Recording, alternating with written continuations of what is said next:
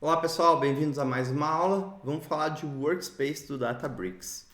É muito importante a gente falar do Workspace, da plataforma, porque é o primeiro contato que nós e qualquer pessoa da nossa empresa vai ter com o Databricks, ou seja, com os dados, com a informação da nossa empresa.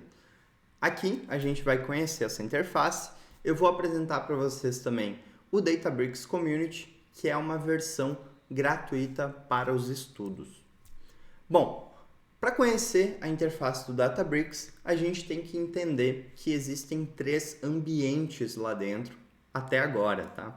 O primeiro é o ambiente de Data Engineering, que é onde a gente vai fazer as nossas pipelines, a gente vai escrever código que ingeste dado, transforma dado e armazena. Por exemplo, é lá que a gente vai fazer isso.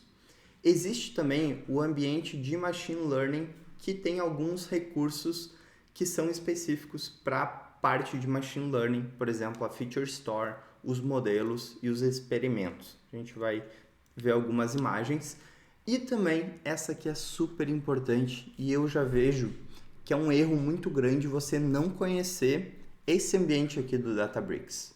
Porque chega uma hora que todo projeto de dados ele tem que dar vazão ao acesso aos dados, né? Então a gente transformou, preparou tudo, como é que a gente entrega isso para o usuário? E a Databricks tem uma solução sensacional que é o Databricks SQL, que é a parte de análise de dados do Databricks.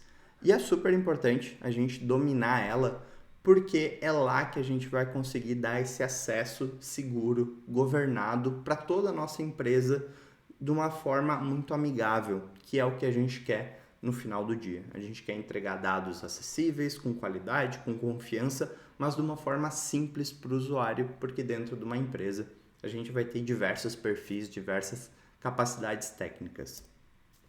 Vamos lá. O Workspace de Data Engineering é onde o nosso código vai estar. Então eu trouxe aqui uma imagem que é o Workspace, que é aqui as nossas pastas, e para cada pasta eu tenho aqui a minha fonte e dentro de cada fonte da organização que eu quiser, eu tenho aqui cadernos onde eu executo o código. O que tem de importante nessa interface aqui do Databricks?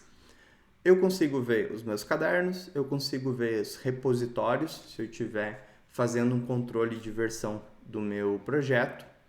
Eu tenho essa aba de data, que são os dados, então por ali eu consigo ver todas as databases que existem dentro do Databricks, ou seja, eu consigo consultar os dados, eu consigo ver as colunas, o tipo das colunas, os nomes das tabelas, fica muito melhor da gente desenvolver e testar o nosso trabalho dentro do Databricks.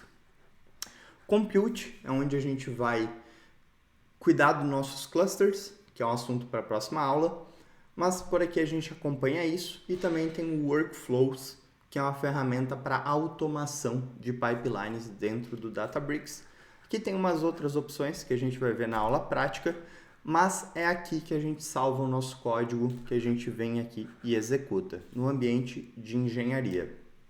O ambiente de Machine Learning ele é muito parecido. A única diferença, quando eu selecionar aqui Machine Learning, ele vai trazer esse menu novo, onde a gente tem a Feature Store, que é a principal funcionalidade, os modelos e também experimentos, tá?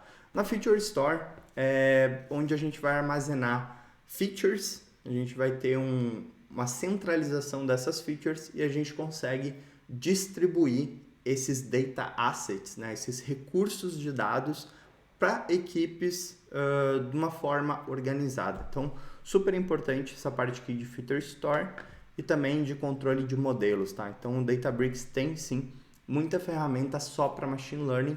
Não é o escopo do nosso curso, mas saiba que existe essa possibilidade lá dentro.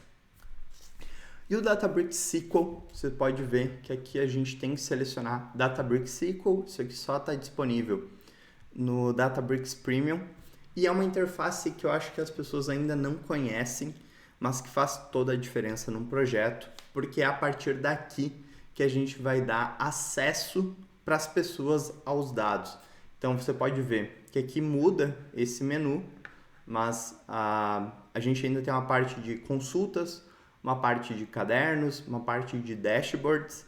E aqui eu trouxe uma imagem que eu estou explorando os meus dados e o meu usuário tem acesso a todas essas databases. Quando eu seleciono uma database, eu vou ver as tabelas que existem ali dentro. E para cada uma dessa tabela, olha como é legal isso aqui. A gente consegue ver um sample dos dados, eu consigo ver detalhes, permissões. Aqui era para ter outro print. Ah, não, tá na parte de governança. Mas aqui, ó, eu consigo fazer a governança, ou seja, é realmente uma interface do Databricks voltada para a distribuição dos dados, para democratização desses dados. Então, super importante conhecer essa parte da interface também. E o que é o Community? O Databricks Community é uma versão gratuita para estudos. Não tem como você fazer um projeto no Databricks Community. Você pode fazer um projeto pessoal seu, mas é muito difícil você fazer alguma coisa para sua empresa usando o Community, tá? Porque existe uma limitação de clusters e features do Databricks. Cluster, assunto da próxima aula, ele é o principal recurso computacional, então ele é limitado no Databricks Community, que faz que a Databricks ofereça esse recurso de forma gratuita para você estudar sem ter nenhum custo. E eu coloquei que ele é bom para testar código e praticar.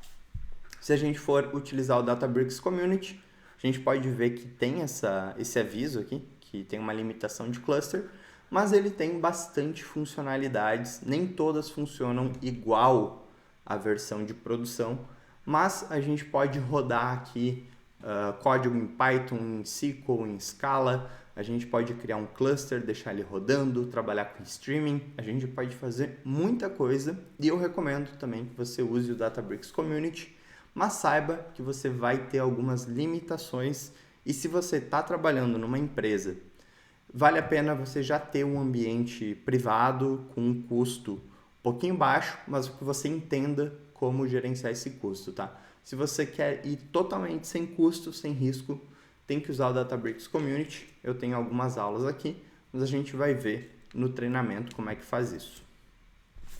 Próximo tópico sobre clusters do Databricks e eu vejo você na próxima aula. Valeu!